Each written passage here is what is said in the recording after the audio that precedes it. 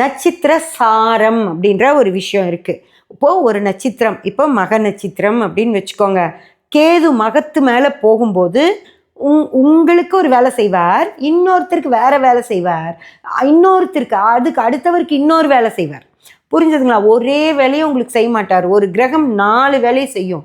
நல்லது செய்யும், கெட்டது செய்யும், வல்லத்தன்மை, பணவரவு, பணத்தை தரும், இன்னொரு நோயை தரும். புரிஞ்சதுங்களா? அந்த மாதிரி ஒரே கிரகம் 4 வேலை செய்யும், 4 பேர்த்துக்கு செய்யும். வெறும் நட்சத்திரத்தை மட்டும் வச்சு நம்ம இந்த மாதிரி தாரா பழமெல்லாம் பார்க்குறது கொஞ்ச நாள் முன்னாடி அப்படி ஒரு முறை இருந்துச்சு. ஆனால் இன்னைக்கு அப்படி இல்லை, ரொம்ப முன்னேறி மிக துல்லியமாக கணிக்கிற அளவுக்கு வந்துருச்சு. அதனால் இதை வச்சுட்டு நம்பிட்டு உட்காந்துட்டு இருக்காதீங்க. இது நல்ல சரியான விஷயம் கிடையாது.